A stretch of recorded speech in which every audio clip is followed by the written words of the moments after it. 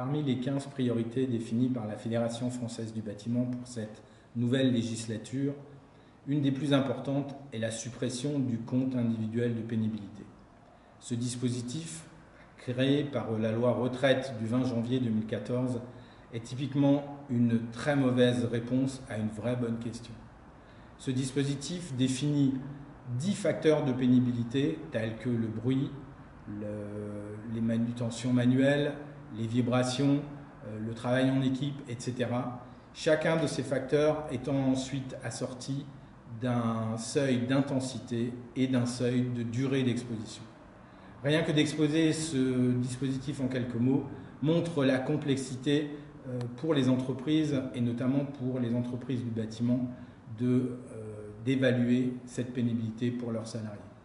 Il faut rappeler que la très grande majorité des entreprises du bâtiment sont des PME et elles n'ont pas de structure dédiée aux questions de ressources humaines.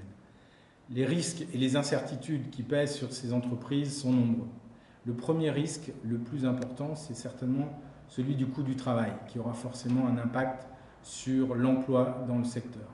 Le deuxième risque concerne les conflits possibles à l'intérieur des entreprises entre salariés, pour lesquels certains auront été reconnus comme faisant un travail pénible et d'autres, pour quelques centièmes de points, n'étant pas reconnus faisant un travail pénible. Un autre risque qui pèsera sur les entreprises, c'est évidemment les conflits entre entreprises. On imagine très bien que sur un chantier, entre un électricien et un maçon, celui qui fait du bruit et celui qui subit le bruit, qui sera responsable, comment sera traitée la question. Rien que d'évoquer rapidement ces risques montre le côté kafkaïen de ce dispositif qui n'est pas du tout adapté aux entreprises du bâtiment.